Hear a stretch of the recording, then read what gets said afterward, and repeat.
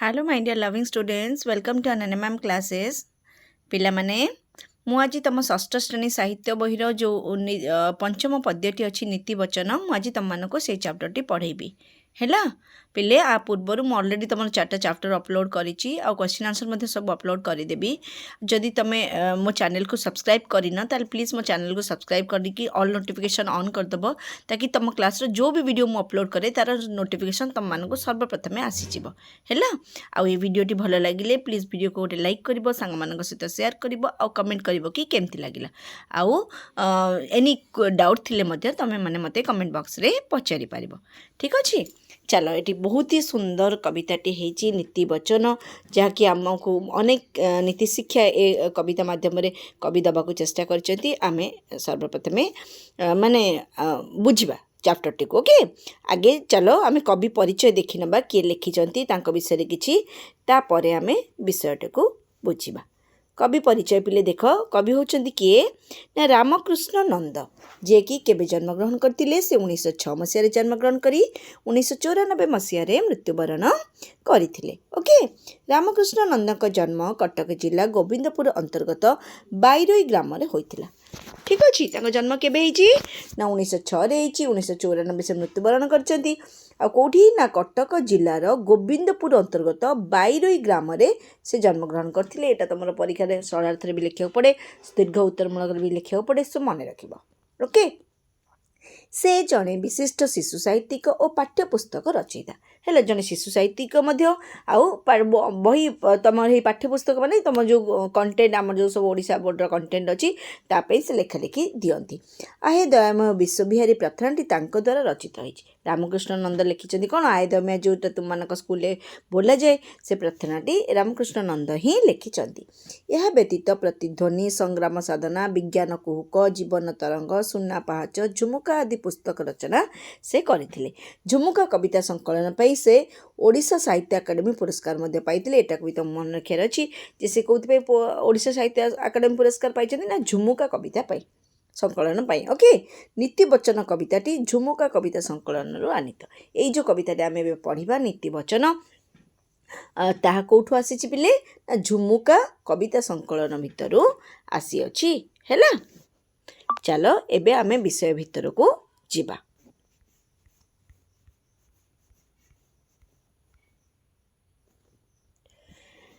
देख पिले कविताटा को आवृत्ति भी करवा आउ बुझा को चेष्टा करवा ओके।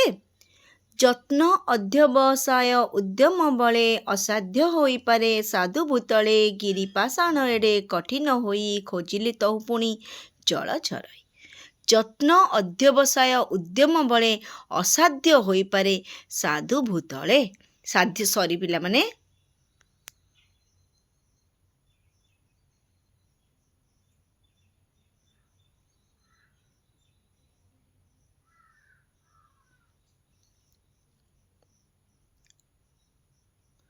चलो एबे आमे विषय भितर को जीवा कविताटी को पढ़ा कविताटी को आवृत्ति भी करवा एवं तार प्रत्येक शब्द को सुंदर भाव में बुझा ठीक अच्छे। देख पिले যত্ন অধ্যবসায় উদ্যম বলে অসাধ্য হইপারে সাধ্য ভূতলে গিরিপাষাণ এড়ে কঠিন হই খোঁজিলে তহি পুଣି জଳ ଝରାଇ। कौन ये कवि कहते पिले যত্ন অধ্যবসায় উদ্যম বলে जदि कौनसी भी काम को आम যত্নर सहित अध्यवसाय माने निष्ठा एकाग्रतार सहित एवं उद्यम बल माने आमर निष्ठा त्याग एकाग्रता कन्संट्रेशन फुल फोकस सहित आम कौनसी भी काम जदि करती ताहले से कौन हुए ना से पिला माने आम सफल निश्चित भाव में हुआ। कौनसी भी काम तुम जदि पिला देख तुम मैंने आज छोट अच्छ काली बड़ हम पाठ पढ़ मन ध्यान देकी जदि तुम पाठ पढ़ कौन गोटे प्रॉपर डेडिकेशन लक्ष्य नहीं कि जदि तुम्हें जाओ एवं ता पछरे तुम एकदम जोक परी लागी जाओ ताहले कौन हुए ना तुम से निश्चित भाव में सफल हब बोली एठारे कवि कहते जे यत्नर सहित अध्यवसाय सहित उद्यम बल निजर चेष्टा निजर पार पर्यंत जहाँ कहती माने ମାନେ କ'ଣ ତୁମର କାପାବିଲିଟି ପର୍ଯ୍ୟନ୍ତ ଯଦି ତୁମେ ଚେଷ୍ଟା କର ତାହେଲେ ନିଶ୍ଚିତ ଭାବରେ ଅସାଧ୍ୟ ହୋଇପାରେ ସାଧ୍ୟ ଭୂତଳେ। ଅସାଧ୍ୟ ମାନେ ଯେଉଁଟା ଅସମ୍ଭବ ମଧ୍ୟ ସାଧ୍ୟ ମାନେ ସମ୍ଭବ ହୋଇପାରେ। ଭୂତଳ ମାନେ କ'ଣ ଧରାପୃଷ୍ଠ। ଓକେ, ଏ ଧରାପୃଷ୍ଠରେ ସାଧ୍ୟ ମାନେ କ'ଣ ସମ୍ଭବ। ଓକେ, ସାଧ୍ୟ ମାନେ ସମ୍ଭବ। ଠିକ୍ ଅଛି, ଅସାଧ୍ୟ ମାନେ ଅସମ୍ଭବ। ଅସମ୍ଭବ କାମକୁ ମଧ୍ୟ ଆମେ ସମ୍ଭବ କରିପାରିବା। କେମିତି ନା ଆମର ଯତ୍ନ ଅଧ୍ୟବସାୟ ଆଉ ଉଦ୍ୟମ ବଳରେ। ଆମର କର୍ତ୍ତବ୍ୟ, ଆମର ନିଷ୍ଠା, ଆମର ଡେଡିକେସନ୍, ଆମର ଡିସିପ୍ଲିନ୍ ଏସବୁ ବଳରେ ଯଦି ଏସବୁ ମାନେ ମେଣ୍ଟେନ୍ ଆମେ କରିକି ଚାଲିବା ତାହେଲେ କ'ଣ ହେବ ପିଲେ ନା ଅସାଧ୍ୟ କାମ ମଧ୍ୟ ସାଧ୍ୟ ହୋଇପାରିବ। ଅସମ୍ଭବ କାର୍ଯ୍ୟକୁ ମଧ୍ୟ ଆମେ ସମ୍ଭବ କରି ଦେଖାଇ ପାରିବା ଯଦି ଆମ ଭିତରେ ଏଇସବୁ କ୍ୱାଲିଟି ଥିବ, ଏଇସବୁ ଗୁଣ ଆମ ଭିତରେ ଥିବ। ଠିକ୍ ଅଛି। ତାପରେ ଦେଖ, ଗିରି ପାଷାଣ ଏଡ଼େ କଠିନ ହୋଇ ଖୋଜିଲେ ତହୁଁ ପୁଣି ଜଳ ଝରଇ। ଏଠି କବି ଏକ୍ଜାମ୍ପଲ୍ ଦେଉଛନ୍ତି ଗୋଟେ। କେଉଁ ଏକ୍ଜାମ୍ପଲ୍ ଦେଇଛନ୍ତି ନା ଗିରି ମାନେ କ'ଣ ପର୍ବତ, ପାଷାଣ ମାନେ କ'ଣ ନା ପଥର ଏଡ଼େ କଠିନ ହୋଇ। ପର୍ବତମାନଙ୍କର ଯେଉଁ ପାହାଡ଼ମାନଙ୍କରେ ଯେଉଁ ପଥର ଅଛି ତା କେତେ ଶକ୍ତ, କେତେ ମଜବୁତ କି ନାହିଁ। ତ ଗିରି ପାଷାଣ ଏଡ଼େ କଠିନ ହୋଇ, ଗିରିମାନଙ୍କର ପାହାଡ଼ମାନଙ୍କର ପଥର ଗୁଡ଼ାକ ଏତେ କଠିନ ହେଇ ସୁଦ୍ଧା ଖୋଜିଲେ ତହୁଁ ପୁଣି ଜଳ ଝରାଇ। ସେଠି ଯଦି ଆମେ ଖୋଜୁ, ସେଠି ଯଦି ଆମେ ପରିଶ୍ରମ କରୁ, ତା ପିଛରେ ବି ଯଦି ଲାଗୁ, ସେଠୁ ପାହାଡ଼ରୁ ହିଁ ଝରଣାର ସୃଷ୍ଟି ହେଇଛି କି ନାହିଁ। ତ ସେଠୁ ମଧ୍ୟ ପଥରକୁ କାଟିକି ଝରଣା ମଧ୍ୟ ବନେଇ ଦିଆଯାଇପାରିବ। ତେଣୁକୁ ଏଠି ଏକ୍ଜାମ୍ପଲ୍ କବି ଦେଉଛନ୍ତି ଯେ ପଥର ଭଳି ମାନେ ଏତେ ଶକ୍ତ ଜିନିଷକୁ କାଟିକି ଯଦି ମାନେ ଚେଷ୍ଟା, ପରିଶ୍ରମ, ନିଷ୍ଠା, ଅଧ୍ୟବସାୟ ବଳରେ ଯଦି ଝରଣା ହେଇଯାଇପାରୁଛି, ତ ଠିକ୍ ସେହିପରି ଆମେ ଆମର ତ୍ୟାଗ, ଆମର ନିଷ୍ଠା, ଆମର ପରିଶ୍ରମ ବଳରେ ଅସାଧ୍ୟ କାର୍ଯ୍ୟକୁ ମଧ୍ୟ ସାଧ୍ୟ କରିପାରିବା। ବୁଝିହେଲା ନା ବୁଝିହେଲାନି? ତାପରେ ପଙ୍କ୍ତିକୁ ଯିବା ପିଲେ। ତାପରେ ପଙ୍କ୍ତି ଦେଖ, ଥିଲେ ହିଁ ମାତୃସ୍ତନ ଅମୃତେ ପୁରୀ, ଜୋକ ପିୟଇ ତହୁଁ ରୁଧିର ଚିରି, ତେସନେ ମନ୍ଦମତି ସର୍ବଦା ଖଳ, ଗୁଣ ନ ଦେଖି ବାଛେ ଦୋଷ କେବଳ। ଏଠି ଆଉ ଗୋଟେ କଥା କବି କହୁଛନ୍ତି। କ'ଣ କହୁଛନ୍ତି ପିଲେ? ଥିଲେ ହିଁ ମାତୃସ୍ତନ ଅମୃତ ପୁରୀ। କ'ଣ ହେଲା ନା ଗୋଟେ ପିଲାଟେ ଯେତେବେଳେ ତା ମା କୋଳରୁ ଜନ୍ମ ନିଏ, ଯେତେବେଳେ ମା କୋଳରୁ ସେ ଭୂମିଷ୍ଠ ହୁଏ, ତ ସିଏ ଆଗେ କ'ଣ ଖାଇକି ବଡ଼ ହୁଏ? ସେ କ'ଣ ଭାତ ଡାଲି ରୁଟି ଖାଏ? ତା ମା ସ୍ତନର କ୍ଷୀର ଖାଇକି ସେ ମଣିଷ ହୁଏ। ସେ କ୍ଷୀର ତା ପାଇଁ ଅମୃତ।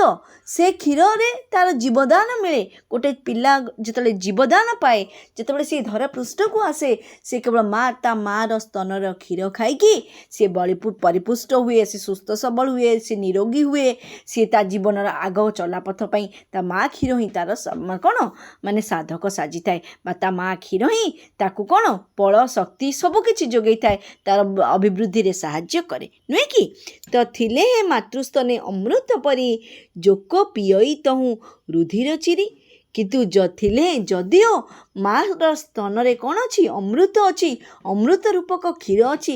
କିନ୍ତୁ ସେ ସ୍ଥାନରେ ଯଦି ଜୋକ ଲାଗିଯାଏ, ଜୋକ ମାନେ ବୁଝୁଛ କି ନା? ଏଇ ଯେଉଁ ସବୁ ଗୋଡ଼ ଫୋଡ଼ରେ ଲାଗିଯାଆନ୍ତି, ପାଣି ଫାଣିରେ ପଶିଲେ ଯେଉଁ ଜୋକ ଲାଗିଯାଆନ୍ତି, ଯଦି ସେ ସ୍ଥାନରେ ଜୋକଟିଏ ଲାଗିଯାଏ, ତାହେଲେ ଜୋକ କ'ଣ ସେ କ୍ଷୀର ପିଇବ? ଜୋକ ପାଇଁ କ'ଣ ସେ କ୍ଷୀରଟା ଅମୃତ ପରି ହେବ? ଗୋଟେ ମା ପାଇଁ, ଗୋଟେ ଛୁଆ ପାଇଁ ତା ମାର କ୍ଷୀର ଯେପରି ଭାବରେ ଅମୃତ ସହିତ ସମାନ, କିନ୍ତୁ ଗୋଟେ ଜୋକ ପାଇଁ କ'ଣ ସେଇଟା ଅମୃତ? ଜୋକ କ'ଣ ସେ ବାଛିକି ସେଥିରୁ କ୍ଷୀର ପିଇବ? ସିଏ କ'ଣ ପିଇବ? ଜୋକର ଧର୍ମ ତ ରକ୍ତ ପିଇବା। ତମ ଗୋଡ଼ରେ ଲାଗିଗଲେ ଜୋକ କ'ଣ କରେ? ରକ୍ତ ପିଏ। ଗୋଡ଼ରେ କ'ଣ ଅମୃତ ଅଛି? ଗୋଡ଼ରେ କ'ଣ କ୍ଷୀର ଅଛି? ନାଇଁ ନା। କିନ୍ତୁ ସ୍ତନରେ ତ କ୍ଷୀର ଅଛି ନା। କିନ୍ତୁ ଜୋକ କିନ୍ତୁ କ୍ଷୀର ପିଇବନି। ଜୋକ କ'ଣ ପିଇବ ନା ରୁଧିର ପିଇବ। ରୁଧିର ମାନେ କ'ଣ ପିଲେ? ରୁଧିର ମାନେ ହେଉଛି ରକ୍ତ। ସେ ଯେଉଁଠି ବି ଲାଗୁ, ତେଣିକି ସେ ସ୍ତନରେ ଲାଗୁ କି କେଉଁଠି ବି ଲାଗୁ, ସେ ପିଇବ କ'ଣ ନା ସେ କେବଳ ରକ୍ତକୁ ପିଇବ, ନୁହେଁ କି? ତେଣୁ ତାର ପ୍ରକୃତି ହେଉଛି ରକ୍ତକୁ ପିଇବା, ତାର ହେଉଛି ଖଳ ପ୍ରକୃତି। ତେଣୁକରି ତାକୁ ସେ ଅମୃତ ଦେଖାଯିବନି। ସେଥିରୁ ସେ ଅମୃତ ଥିଲେ ସୁଦ୍ଧା ମାନେ ଥିଲେ ଅମୃତ ଥାଉ ନା କାହିଁକି ମା ସ୍ତନରେ, କିନ୍ତୁ ତାର ରକ୍ତ ହିଁ ପିଇବ। ତ କବି ଏଇ ଏକ୍ଜାମ୍ପଲ୍ଟା ଦେଇକି କ'ଣ କହୁଛନ୍ତି? ତେସନେ ମାନେ ସେହିପରି ମନ୍ଦମତି ସର୍ବଦା ଖଳ। ଯେଉଁମାନେ ମନ୍ଦ ପ୍ରକୃତିର ବ୍ୟକ୍ତି, ଯେଉଁମାନେ ଖରାପ ପ୍ରକୃତିର ବ୍ୟକ୍ତି, ଯେଉଁମାନେ ଖଳ ପ୍ରକୃତିର ବ୍ୟକ୍ତି, ଯେଉଁମାନେ ଅନ୍ୟର ଅନିଷ୍ଟ ଚିନ୍ତା କରନ୍ତି, ଅମଙ୍ଗଳ ଚିନ୍ତା କରନ୍ତି, ଅନ୍ୟକୁ କ୍ଷତି ପହଞ୍ଚାଇବାକୁ ଚେଷ୍ଟା କରନ୍ତି, ଗୁଣ ନ ଦେଖି ବାଛେ ଦୋଷ। ଯେଉଁମାନେ ଖଳ ପ୍ରକୃତିର ବ୍ୟକ୍ତି, ସେମାନେ ଅନ୍ୟର ଭଲ ଗୁଣକୁ କେବେ ବି ଦେଖିବେନି, ହେଲା? ସେମାନେ ସବୁବେଳେ ଅନ୍ୟର ଦୋଷଟାକୁ ବେଶୀ ଦେଖିବେ।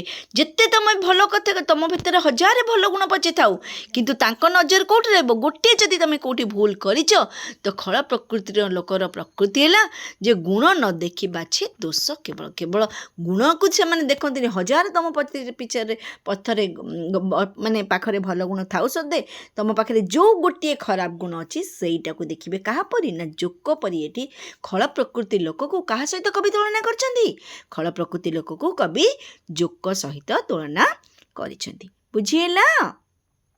ତଥାପି ଯଦି ତୁମର କିଛି ଡାଉଟ୍ ରହେ ତ ମୋତେ ପଚାରିବ। ଓକେ, ତାପରେ ଦେଖ ଆମେ ଥାର୍ଡ଼ ପଂକ୍ତିକୁ ଯିବା। ସାଧୁଜନ ପୁଣ୍ୟ ସଦୁପଦେଶ ମୂର୍ଖ ନ ବୁଝେ ତାର ମରମଲେଶ। କମଳ ବାସ ଯଥା ସୁମନୋହର ଭେକ କି ବୁଝେ କେବେ ସୁଗନ୍ଧ ତାର। ଏଠି ଏ ପଂକ୍ତିରେ କବି କ'ଣ କହୁଛନ୍ତି? ସାଧୁଜନ କଥା କହୁଛନ୍ତି, ଯେଉଁମାନେ ଭଲ ମଣିଷ ଭଲ ଲୋକ। ସାଧୁଜନ ପୁଣ୍ୟ ସଦୁପଦେଶ, ଯେଉଁମାନେ ସାଧୁଜନ, ଯେଉଁମାନେ ଭଲ ମଣିଷ, ଯେଉଁମାନେ ମହାନ ବ୍ୟକ୍ତି, ସେମାନେ ସବୁବେଳେ ଆମକୁ କ'ଣ ଦେଇଥାନ୍ତି? ପୁଣ୍ୟ ଉପଦେଶ ମାନେ ସଦୁପଦେଶ ଦେଇଛନ୍ତି। ସବୁବେଳେ ଠିକ୍ କଥା ଠିକ୍ ବାଟକୁ ଆମକୁ ନିଅନ୍ତି, ଠିକ୍ କଥା ଆମକୁ ଶିଖାନ୍ତି, ଭଲ କଥା ଆମକୁ ଶିଖାନ୍ତି। ରାଇଟ୍? ତ ସାଧୁଜନ ପୁଣ୍ୟ, ସେ ତାହା ପୁଣ୍ୟ, ସେଇ ମାନେ ପବିତ୍ର, ତାଙ୍କର ଉପଦେଶ ସବୁ ପବିତ୍ର ଥାଏ। ତାହା ଆମ ମଙ୍ଗଳରେ ଆସେ, ତାହା ଆମ ପାଇଁ ମଙ୍ଗଳକାମୀ ହୁଏ। ଆମେ ଯଦି ସାଧୁଜନମାନଙ୍କ କଥା ମାନନ୍ତି ତାହେଲେ ଜୀବନରେ ଆମେ ସଫଳତା, ଜୀବନରେ ଆମେ ସବୁ କିଛି ପାଆନ୍ତି, ନୁହେଁ କି? କିନ୍ତୁ ମୂର୍ଖ ନ ବୁଝେ ତାର ମରମଲେଶ। କିନ୍ତୁ ଜଣେ ମୂର୍ଖ ବ୍ୟକ୍ତି, ଯେଉଁମାନେ ଅନଏଜୁକେଟେଡ଼, ଏଠି ଖାଲି ଅନଏଜୁକେଟେଡ଼ କଥା କୁହାଯାଉନି ପିଲାମାନେ। ଏଠି ମୂର୍ଖ ମାନେ କ'ଣ? ଯାହାର ସାଧାରଣ ଜ୍ଞାନ ନାହିଁ, ଯାହାର ମାନ ସମ୍ମାନ ଜ୍ଞାନ ନାହିଁ, ଯିଏ ସମାଜର ମାନେ ଇଏକୁ ଡରେ ନାହିଁ ବା ତାର କାହାକୁ ଖାତିର ନାହିଁ, ବେଖାତିର ମଣିଷ ହେଲା। ତ ଗୋଟେ ମୂର୍ଖ ଲୋକ, ପାଠୁଆ ଲୋକ, ସବୁବେଳେ ପାଠ ପଢ଼ିଥିବା ଲୋକ, ବହିର ପାଠ ପଢ଼ିଥିବା ଲୋକ ଯେ ପାଠୁଆ ଲୋକ ସେମିତି ନୁହେଁ। ମୂର୍ଖ ଲୋକ ମାନେ ଯାହାର ବୁଦ୍ଧି ବିଚାର ନାହିଁ, ଯିଏ ଉଚିତ କଥା ଉଚିତ ସମୟରେ କହେ ନାହିଁ, ଯାହାର ଠିକ୍ ଭୁଲ ବିଚାର କରିବାର କ୍ଷମତା ନାହିଁ, ସିଏ ମଧ୍ୟ ମୂର୍ଖ ଲୋକରେ ଗଣା। ଯଦିଓ ସେ ପାଠଶାଠ ବହୁତ ପଢ଼ିଛି, BMA ପଢ଼ିଛି, ଡାକ୍ତର ଇଞ୍ଜିନିୟର ହେଇଛି, କିନ୍ତୁ ତାର ଗୋଟେ ସାମାଜିକତା ନାହିଁ, ସୋସିଆବିଲିଟି ନାହିଁ। ବୁଝିହେଉଛି ନା ନାହିଁ? ତ ତାକୁ ମଧ୍ୟ ଆମେ ମୂର୍ଖ ଲୋକ ବୋଲି କହିଥାଉ। ତ ଏଠି କ'ଣ କବି କହୁଛନ୍ତି? ସାଧୁଜନ ପୁଣ୍ୟ ସଦୁପଦେଶ। ସାଧୁଜନ ମାନେ ଯେଉଁ କଥା ଆମକୁ କହିଥାନ୍ତି ତାହା ସଦୁପଦେଶ, ସତ୍ ଉପଦେଶ। ସଦୁପଦେଶକୁ ଯଦି ଆମେ ସନ୍ଧି ବିଚ୍ଛେଦ କରିବା ପିଲେ କ'ଣ ହେବ ନା ସତ୍ ଯୁକ୍ତ ଉପଦେଶ, ସଦୁପଦେଶ। ତାହେଲେ ସାଧୁଜନ ମାନଙ୍କର ଯେଉଁ ସଦୁପଦେଶ ତାହା କିଏ ବୁଝିପାରେନି? ମୂର୍ଖ ନ ବୁଝେ ତାକୁ ପରମଲେଶ। ମାନେ ଟିକିଏ ପରମଲେଶ ମାନେ ତିଳେ ମାତ୍ର। ଓକେ, ତିଳେ ମାତ୍ର ସିଏ ତାର ଅର୍ଥ। ସେମାନେ ଯେଉଁ ଭଲ କଥା କହନ୍ତି, ଭଲ ଉପଦେଶ ଦିଅନ୍ତି, ଆମ ଭଲ ପାଇଁ କହନ୍ତି, ତାକୁ ତିଳେ ମାତ୍ର କିଏ ବୁଝିପାରେନି? ମୂର୍ଖ ଲୋକ ବୁଝିପାରେ ନାହିଁ। ତାର ଏକ୍ଜାମ୍ପଲ୍ ଦେଇକି କବି ଏଠାରେ କ'ଣ କହୁଛନ୍ତି ପିଲେ? କମଳ ବାସ ଯଥା ସୁମନୋହର ଭେକ କି ବୁଝେ କେବେ ସୁଗନ୍ଧ ତାର। କମଳ ହେଉଛି କିଏ? କମଳ ମାନେ ପଦ୍ମ, ନୁହେଁ କି? ପଦ୍ମର ବାସନା ଯଥା ସୁମନୋହର। ପଦ୍ମ କେତେ ସୁନ୍ଦର ବାସନା ତାର। ପଦ୍ମର ବାସନା, ପଦ୍ମ ଫୁଲର ବାସନା ସୁମନୋହର, ସୁନ୍ଦର ଭାବରେ ସେ ମନକୁ ମୋହି ନେବାର କ୍ଷମତା କିଏ ରଖିଛି ପିଲେ? ନା ପଦ୍ମ ରଖିଛି, ନୁହେଁ କି? ଭେକ କି ବୁଝେ କେବେ ସୁଗନ୍ଧ ତାର। ଭେକ ମାନେ କ'ଣ? ମାନେ ବେଙ୍ଗ।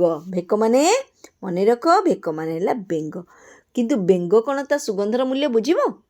ଯେଉଁ ପାଣି ଭିତରେ ପଦ୍ମ ବି ରହୁଛି, ପାଣି ଭିତରେ ବେଙ୍ଗ ବି ରହୁଛି, କିନ୍ତୁ ପଦ୍ମ ଫୁଲର ଯେଉଁ ସୁଗନ୍ଧର ବାସ୍ନା, ଯେଉଁ ତାର ଯେଉଁ ଏତେ ମନମୋହକ ବାସ୍ନାର ମୂଲ୍ୟ କ'ଣ ଗୋଟେ ବେଙ୍ଗ କେବେ ବୁଝିପାରିବ? କାରଣ ତା ଭିତରେ ବେଙ୍ଗ ମୂର୍ଖ, ବେଙ୍ଗ ବାସ୍ନାର ମହତ୍ତ୍ୱ ହିଁ ବୁଝିନି। ସେ ବାସ୍ନାରେ କ'ଣ ଯେ ସେଥିରେ କେତେ ରିଲାକ୍ସ ଲାଗେ, କେତେ ରିଫ୍ରେସିଂ, ତାର ମାନେ ହିଁ ସେ ଜାଣିନି। ତେଣୁକରି ଏଠି ମୂର୍ଖ ଲୋକକୁ କବି କାହା ସହିତ ତୁଳନା କରିଛନ୍ତି? ନା ଗୋଟେ ଭେକ ସହିତ ବା ଗୋଟେ ବେଙ୍ଗ ସହିତ ତୁଳନା କରିଛନ୍ତି। ଯେ ଗୋଟେ ବେଙ୍ଗ କେବେ ବି ପଦ୍ମ ଫୁଲର ବାସ୍ନାର ମହକକୁ ବୁଝିପାରେ ନାହିଁ, ଠିକ୍ ସେହିପରି ସାଧୁଜନମାନଙ୍କର ବାଣୀକୁ ଗୋଟେ ମୂର୍ଖ ଲୋକ କେବେ ବି ବୁଝିପାରେ ନାହିଁ। ଓକେ, ବୁଝିପାରିଲ? ତାପରେ ଦେଖ ପିଲେ, ପର ଅଧୀନ ହୋଇ ରହେ ଯେ ପ୍ରାଣୀ, ଅସରନ୍ତି ଯାତନା ପାଏ ସେ ଜାଣି। ହାତୀ ପରାଏ ଜନ୍ତୁ ବନ୍ଧନେ ପଡ଼ି, ଜୀବନେ ଡରିଥାଏ ଅଙ୍କୁଶ ବାଡ଼ି। କ'ଣ ହେଲା ଆଉ ଏଠି ଆଉ ଗୋଟେ କଥା କବି କହୁଛନ୍ତି ପର ଅଧୀନ ହୋଇ ରହେ ଯେ ପ୍ରାଣୀ ଯେଉଁ ଲୋକ ସମାଜରେ ଅନ୍ୟର ଅଧୀନରେ ବଞ୍ଚେ ମାନେ ସିଏ ସ୍ୱାବଲମ୍ବୀ ନୁହଁ ସେ ପ୍ରତ୍ୟେକ କଥାରେ ଅନ୍ୟ ଉପରେ ସାହାରା ହୁଏ ଅନ୍ୟ ଉପରେ ତା'ର ଡିପେଣ୍ଡାଣ୍ଟ ହେଇକି ବଞ୍ଚେ ପରର ଅଧୀନରେ ସବୁବେଳେ ଅନ୍ୟର ଅଧୀନରେ ଥାଏ ତା'ର ନିଜସ୍ୱ ଭଏସ୍ ନାହିଁ ନିଜସ୍ୱ କାମ ନାହିଁ ରୋଜଗାରିଆ ନୁହଁ ସେ ମାନେ ନିଜର ଗୁଜରାଣ ପାଇଁ ମଧ୍ୟ ଅନ୍ୟ ଉପରେ ନିର୍ଭର କରେ ଠିକ୍ ଅଛି ତ ଏଇଭଳି ଯେଉଁ ଲୋକମାନେ ସମାଜରେ ଅଛନ୍ତି ଅସରନ୍ତି ଯାତନା ସେମାନେ ଅନେକ ଦୁଃଖ ଅସରନ୍ତି ମାନେ ଯାହା ସରେ ନାହିଁ ଅସରନ୍ତି ଯେ ଅନେକ ଦୁଃଖ ଅନେକ ଯାତନା ଅନେକ କଷ୍ଟ ତାଙ୍କ ଜୀବନରେ ଆସେ ଯେଉଁମାନେ ଅନ୍ୟ ଉପରେ ନିର୍ଭର କରି ବଞ୍ଚନ୍ତି ଏମିତି ପିଲା ଥିବ ଲୋକ ତୁମେ ମାନେ ଦେଖିଥିବ ପିଲେ ବେରୋଜଗାର ହେଇକି ଘରେ ବସିଥିବେ ରୋଜଗାରଟିଏ ପାଇଁ ତା ପାଖରେ ହାତ ପତାଉଥିବେ ନିଜର ପରିବାରରେ ସେ କ'ଣ ମାନେ ନେଗ୍ଲିଜିବୁଲ୍ ହେଉଥିବେ ତାଙ୍କ ପରିବାର ତାଙ୍କ ପିଲା ଛୁଆ ସ୍ତ୍ରୀ ତାଙ୍କୁ ଇମ୍ପୋର୍ଟାନ୍ସ ଦେଉନଥିବେ କାରଣ ତାର ରୋଜଗାର ନାହିଁ ସେ ଅନ୍ୟ ଉପରେ ନିର୍ଭରଶୀଳ ହୋଇକି ବଞ୍ଚୁଛି ଠିକ୍ ଅଛି ତ ଏଭଳି ଯେଉଁମାନେ ପର ଅଧୀନରେ ଯେଉଁ ପ୍ରାଣୀମାନେ ରହନ୍ତି ଯେଉଁ ଲୋକମାନେ ରହନ୍ତି ସେମାନଙ୍କ ଜୀବନରେ ଅନେକ ଦୁଃଖ କଷ୍ଟ ଆସେ ତେଣୁକରି ପ୍ରତ୍ୟେକ ମଣିଷକୁ ସ୍ୱାବଲମ୍ବୀ ହେବା ଉଚିତ ରୋଜଗାରକ୍ଷମ ହେବା ଉଚିତ ନିଜ ପରିବାରର ଭରଣ ପୋଷଣ କରିବାର ଯୋଗ୍ୟତା ରହିବା ଉଚିତ ନୁହେଁ କି ତ ସେଇ କଥାକୁ ଯାଇ ଏଇ କଥାକୁ ଯେ ପରର ଅଧୀନରେ ଆମେ ରହିବା ଉଚିତ ତାର ଏକ୍ଜାମ୍ପଲ୍ ଦେଇକି କବି ଏଠି ହାତୀର ଏକ୍ଜାମ୍ପଲ୍ ଦେଇଛନ୍ତି ହାତୀ ପରାଏ ଜନ୍ତୁ ବନ୍ଧରେ ପଡ଼ି ଜୀବନେ ଡରିଥାଏ ଅଙ୍କୁଶ ହାତୀ ପରି ଗୋଟେ ବିରାଟ ଜୀବ ନୁହେଁ କି କେତେ ବିଶାଳ ଜୀବ ସେ ହେଲା ସିଏ ହାତୀ ପରାଏ ଜନ୍ତୁ ବନ୍ଧନେ ତାକୁ କିନ୍ତୁ କିଏ ବାନ୍ଧିକି ରଖୁଛି ମହନ୍ତ ବାନ୍ଧିକି ରଖୁଛି ସାମାନ୍ୟ ଅଙ୍କୁଶ ବାଡ଼ିକୁ ସିଏ ଡରୁଛି ହାତୀ ପରା ଗୋଟେ ଏତେ ବଡ଼ ଜନ୍ତୁ ତାର ଭୟ କାହାକୁ ନା ସେ ଯେଉଁ ଅଙ୍କୁଶ ବାଡ଼ି ଦେଖ ସେ ଯେଉଁ ଅଙ୍କୁଶ ବାଡ଼ି ଲୁହାର ଯେଉଁ ବାଡ଼ି ଅଛି ତାକୁ ହାତୀ ଡରୁଛି ହାତୀ ଚାହିଁଲେ ପାଦଟିଏ ପକାଇଦେଲେ ଆମେ ଦଳି ଚକଡ଼ିକି ଆମେ ଛିନଛତ୍ର ହେଇଯିବା କିନ୍ତୁ ମଣିଷ ନିଜର ବୁଦ୍ଧି ବିବେକ ଜ୍ଞାନ କୌଶଳ ବଳରେ ହାତୀ ଭଳି ଏଟେ ବିଶାଳ ଜୀବକୁ ମଧ୍ୟ ନିଜ କବ୍ଜାକୁ ଆଣିକି ରଖିପାରିଛି ତେଣୁକରି ଖାଲି ବିଶାଳ ହେଲେ କିଛି ହେବନି ବୁଦ୍ଧି ମାନେ ନିଜର ପ୍ରଖରତା ଏସବୁ ମଧ୍ୟ ଥିବା ଦରକାର ନିଜେ ସ୍ୱାବଲମ୍ବୀ ହେଇଥିବା ରୋଜଗାରକ୍ଷମ ହେଇଥିବା ଦରକାର ଏସବୁ ହେଲେ କେହି ବି ତୁମକୁ ସମାଜରେ ଡରେଇକି ରଖିପାରିବେ ନାହିଁ ଓକେ ବୁଝିପାରିଲ ନା ନାହିଁ ତାପରେ ଦେଖ ଦେଶ ଜିଣିଲେ ରାଜା ଲଭଇ କ୍ଷତି ବୀର ସମର ଜିଣି ରଖେ କିରତି ନିଜ ହୃଦୟ ଯେଉଁ ପାରଇ ଜିଣି ସଂସାରେ ସେହି ବୀର ମୁକୁଟମଣି ଏଠି ଆଉ କ'ଣ କବି କହୁଛନ୍ତି ପିଲେ ଦେଶ ଜିଣିଲେ ରାଜା ଲଭଇ କ୍ଷତି ଗୋଟେ ରାଜାର ଖ୍ୟାତି କେତେବେଳେ ଅର୍ଜନ ହୁଏ ପିଲେ କେତେବେଳେ ନା ଯେତେବେଳେ ସେ ଦେଶକୁ ଦେଶ ପରେ ଦେଶ ରାଜ୍ୟ ପରେ ରାଜ୍ୟ ଜୟ କରୁଛି ସେଠି ଗୋଟେ ରାଜାର ଖ୍ୟାତି ବଢ଼େ ନୁହେଁ କି ତାର ଯେଉଁ ରାଜାଧିରାଜ ସିଏ ହୁଏ ଯେତେ ଅଞ୍ଚଳକୁ ସେ ନିଜ କଣ୍ଟ୍ରୋଲକୁ ଆଣିପାରିବ ତେଣୁକରି ତାର ଖ୍ୟାତି ବଢ଼େ ଆଉ କ'ଣ ବୀର ସମର ଜିଣି ରଖଇ କୀର୍ତ୍ତି ଆଉ ବୀରର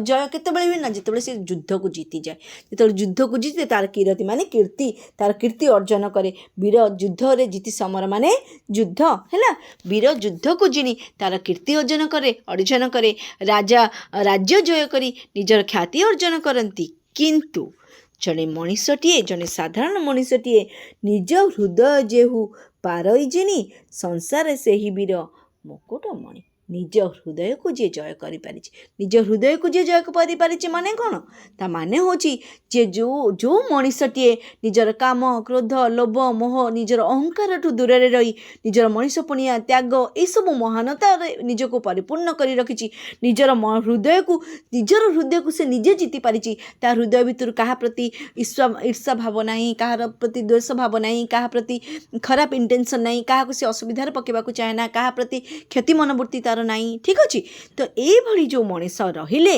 ଏମାନେ କ'ଣ ଏମାନେ ନିଜ ହୃଦୟକୁ ଜିତିଛନ୍ତି ଏବଂ ସଂସାରରେ ବୀର ମୁକୁଟମଣିର ତାଜ ସେଇମାନେ ପହଞ୍ଚନ୍ତି ଯେଉଁମାନେ ଭଲ ମଣିଷ ତ କବି ଏଠାରେ କହୁଛନ୍ତି ଯେ ନିଜ ହୃଦୟର ସବୁ ଖରାପ ଗୁଣକୁ ତ୍ୟାଗ କରି ଯିଏ ଭଲ ଗୁଣକୁ ଆପଣେଇ ପାରିଛି ସେ ହିଁ ପ୍ରକୃତ ସଂସାରର ବୀର ମୁକୁଟମଣି ବୀରର ମୁକୁଟ ତାରି ମୁଣ୍ଡରେ ବନ୍ଧାଯିବ ବୋଲି ଏଠି କବି କହିଛନ୍ତି ତେଣୁକରି ଆମକୁ ଏଠି ଭଲ ମଣିଷ ହେବା ପାଇଁ ଗୋଟେ ନିଷ୍ଠାବାନ ଦୟାବାନ ସତ୍ୟବାନ ମଣିଷ ହେବା ପାଇଁ କବି ଏଠାରେ ପରାମର୍ଶ ଦେଇଛନ୍ତି ବୁଝିହେଲା ତାପରେ ଲାଷ୍ଟ ପଂକ୍ତି ପିଲେ ଥିଲେ ହେ ପୁରୀ ରୂପ ରଙ୍ଗ ସୁବାସେ ଚମ୍ପକ କୁସୁମେ କି ଭ୍ରମର ବସେ ମହକ ଯେଣୁ ତାର ଉତ୍କଟ ଅତି ଭ୍ରମେ ଭ୍ରମର ଦିନେ ନ ଯାଏ କତି ଏଠି ଆଉ ଗୋଟେ ସୁନ୍ଦର କଥାଟି ସୁନ୍ଦର ଏକ୍ଜାମ୍ପଲଟେ ସେ ଦେଇଛନ୍ତି ଥିଲେ ହେ ପୁରୀ ରୂପ ରଙ୍ଗ ସୁବାସେ ହେଲା କାହାର ନା ଚମ୍ପକ କୁସୁମେ କି ଭ୍ରମର ବସେ। ଏଠି ଚମ୍ପା ଫୁଲ କଥା କବି କହିଛନ୍ତି। ଯଦିଓ ଚମ୍ପା ଫୁଲର ରୂପ ଅଛି, ରଙ୍ଗ ଅଛି, ମାନେ ବାସ୍ନା ଅଛି, ସବୁ କିଛି ଭରପୁର ହେଇକି ତା ଭିତରେ ସୁନ୍ଦର ସେ ଦେଖିବାକୁ, ତାର ରୂପ ରଙ୍ଗ ତାର ବାସ୍ନା ଭରପୁର ମାତ୍ରାରେ ଅଛି, ତା ସତ୍ତ୍ୱେ ମଧ୍ୟ ସେଠି କିଏ ବସେ ନାହିଁ ପିଲେ? ସେଠି ଭ୍ରମର ବସେ ନାହିଁ। ଭଁର କିନ୍ତୁ ଚମ୍ପା ଫୁଲ ଉପରେ ବସେ ନାହିଁ। କାହିଁକି ବସେ ନାହିଁ? ନା ମହକ ଯେଣୁ ତାର ଉତ୍କଟ ଅତି। ଯଦିଓ ତାର ବାସ୍ନା ଅଛି, କିନ୍ତୁ ତା ବାସ୍ନାଟା ଏତେ ଉତ୍କଟ ଯେ ମାନେ ଅତି ସର୍ବତ୍ର ଗହୀରତମ। ଗୋଟେ କଥାରେ ଅଛି, ଅତିଟା ସବୁବେଳେ ଖରାପ। କୌଣସି ବି ଜିନିଷଟା ବାଲାନ୍ସରେ ଚଳିବା ଉଚିତ, ଅତିଟା ହେବା ଉଚିତ ନୁହଁ। ତେଣୁକରି ତାର ଅତି ଯେହେତୁ ତାର ବାସ୍ନାଟା ଏତେ ଉତ୍କଟ ଯେ ମାନେ ଏତେ ମାତ୍ରାରେ ଏତେ ଅଧିକ ଯେ ଭ୍ରମେ ଭ୍ରମର ଦିନେ ନ ଯାଏ କତି। ପୁରା ସେଥିରେ ଭ୍ରମର ଡାଉଟରେ ପଡ଼ିଯାଏ, ଏଇଟା ବାସ୍ନା ନା ଆଉ କିଛି। ଭ୍ରମ ତାକୁ ଭ୍ରମ ହୁଏ, କ'ଣ ଭ୍ରମରକୁ ମାନେ କନଫ୍ୟୁଜନ୍ ହେଇଯାଏ ଯେ ପ୍ରକୃତିରେ ଏଇଟା କ'ଣ, ଏଇଟା ବାସ୍ନା ନା ଆଉ କିଛି। ଯଦିଓ ସେ ବାସ୍ନା, କିନ୍ତୁ ତା ବାସ୍ନାଟା ଏତେ ଉତ୍କଟ ଯେ କ'ଣ ପିଲାମାନେ ସେଥିରେ ଭଁର କନଫ୍ୟୁଜ୍ ହେଇଯାଏ, ଭଁର ଡାଉଟ୍ରେ ପଡ଼େ ଯେ ମୁଁ ଏଠିକି ଯିବି ନା ଯିବିନି, ପ୍ରକୃତିରେ ବାସ୍ନା ନା ଆଉ କିଛି, ସେ କନଫ୍ୟୁଜ୍ ହେଇଯାଏ। ବୁଝିହେଲା? ତାହେଲେ କ'ଣ? ଗୋଟିଏ ଗୁଣ ମଧ୍ୟରେ ଗୋଟିଏ ଦୋଷ ସୁଧା କଳେସେ ବିଷ ବିନ୍ଦୁ ସଦୃଶ। ତ କବି ଏଠି କେତେ ସୁନ୍ଦର କଥାଟେ କହିଛନ୍ତି ପିଲେ। ଦେଖ, ଗୋଟିଏ ଗୁଣ ମଧ୍ୟରେ ଗୋଟିଏ ଦୋଷ।